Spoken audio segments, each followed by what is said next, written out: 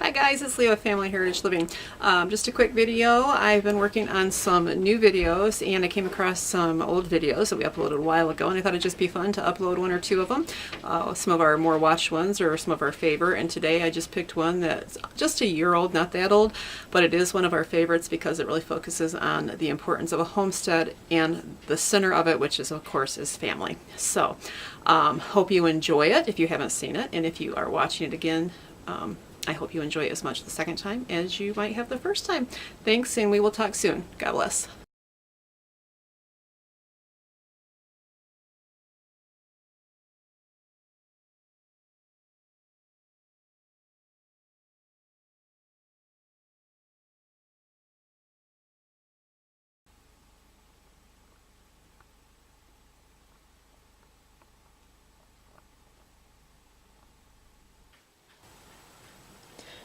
Our home starts off in the morning on a quiet note.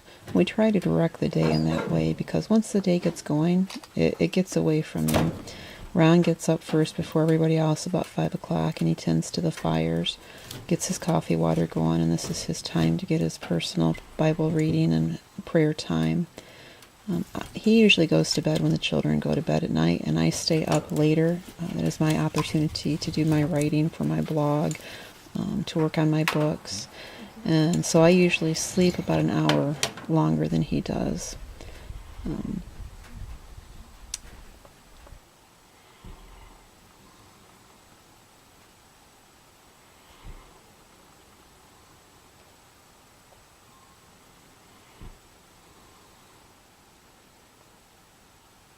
It's a quiet, beautiful way to wake up every morning, just a slow pace before the day starts running.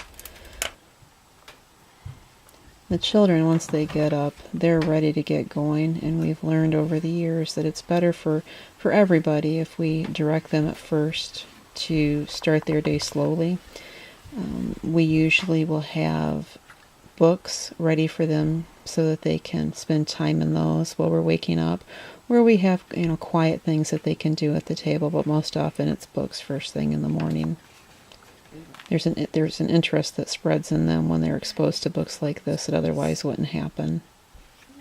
What about the play?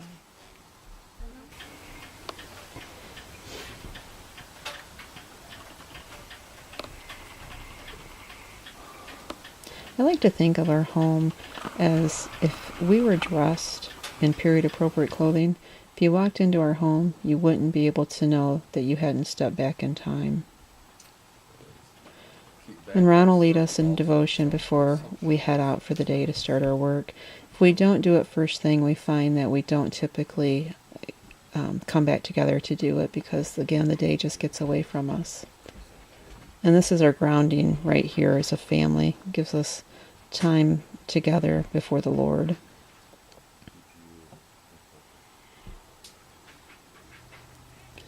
Mealtime is very important to us to gather together. But because we have so many different facets working from one central location, being our home, we find that we focus on one meal where all 6 of us are together. And usually that is breakfast, because everybody's there right after devotion anyways. And then other meals, 8 out of 10 meals, we can finally find our way back together for one other meal throughout the day, usually a late lunch or an early supper. But if it's just Ron and I and the 2 little ones, then we're satisfied with that. Mealtime is a wonderful time to share thoughts or plans for the day. And if it's a later meal, we share what's been going on or talk about some issues we might be having or what we want for dessert. Chore times is pretty much the same. Or the things we do for chores is pretty much the same every morning, except for Mondays and Fridays. Ron fills lamps on those days. And it takes him a little while to do it because we do have an array of lamps that we use quite regularly. It's probably not very period. If somebody were to be able to look back in time, they'd probably see that there was just specific lamps that were used, and people are probably more conservative with the kerosene. We find ourselves at times being like that, and other times we find ourselves being very free. It just depends, one, I guess, on how much money we have to put to the kerosene at the time, and also, how much light we want going on, what our activity level is, what we're doing.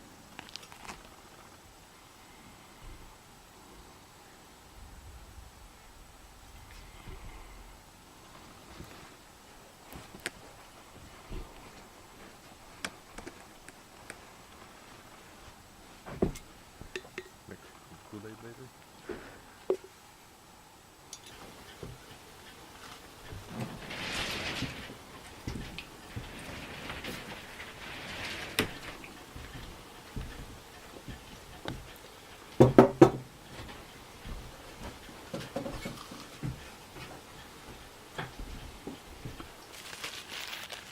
Lamp chimneys are very fragile glass. Ron likes to clean them the old-fashioned way with newspaper. The soot, if a lamp gets blackened, which it can happen if the wick is turned up too high or if the breeze changes and causes the flame to increase. But the soot comes off very easily, and it's using an old newspaper, using newspaper is much less harsh on the glass than putting it in soapy water or using a glass cleaner on it.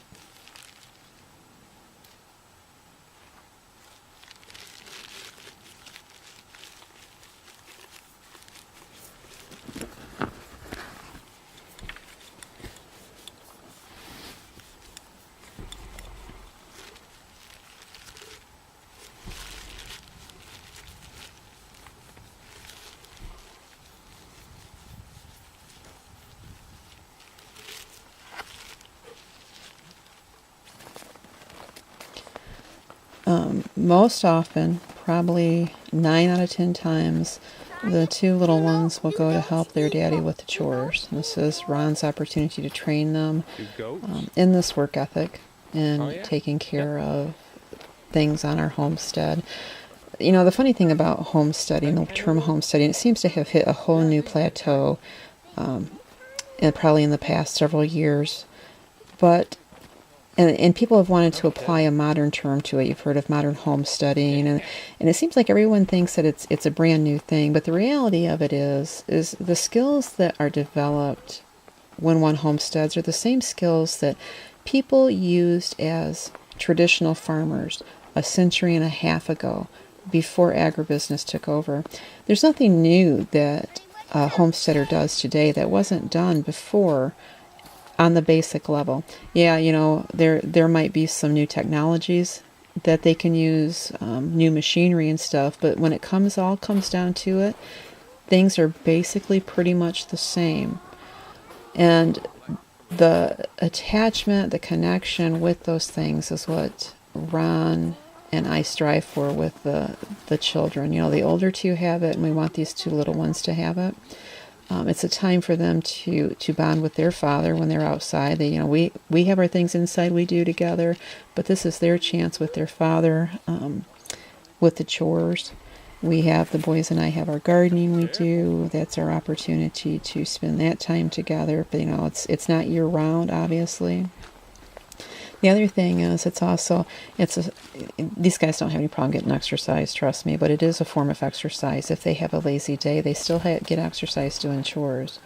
As you can see, we have a considerable distance from one chore area to another. Our chickens are in one part of the property, and that's where we keep the hay. And so they have to go from the cabin to the chickens, which is a considerable distance, and they have to go back past the cabins, back to the goats. And from there, they have to go from the goats down to the water.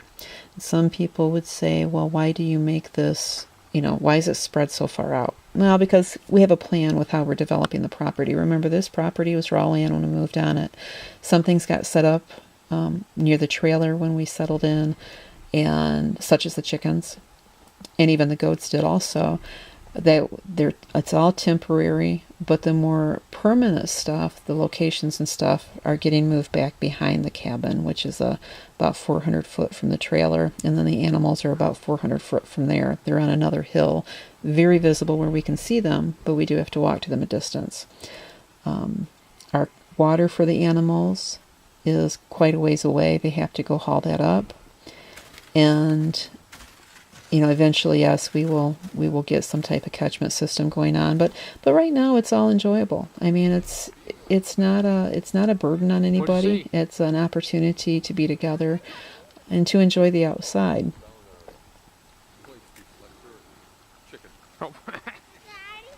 You know, I think something that parents miss today, a lot of the concept is that we don't teach our children to love work. I think that's really important. They need to understand that work is something that we are born to do. That is the reality, that we as people are born to work. We have to, if we work the land for our food, you know, or if we have to go to work to buy our food, even if you don't owe a single dime, but you have a place to live, you have your home paid for, you still have to pay property taxes. So somewhere work comes into play. And if we can teach our children early on to love work, you know, it's not, well, every day you don't want to do it, but you have to, you know, and to embrace it, then you are laying such a great foundation for them, because they will be able to adapt to any situation when it comes to creating income versus dreading the idea of having to work. I remember when RJ and Josiah were younger, and we'd have people come over and they'd be about their chores. You know, most people could not believe what hardworking young men they were, and that has just stayed with them as they've grown. And I believe it's because of the foundation that has been laid for them, and the joy that they see that work can be enjoyable.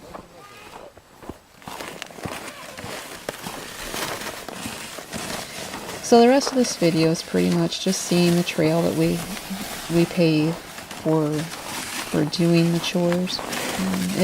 It's pretty long, but hope you will enjoy it. And as always, we will talk soon. Thank you for watching, and enjoy the rest of the video.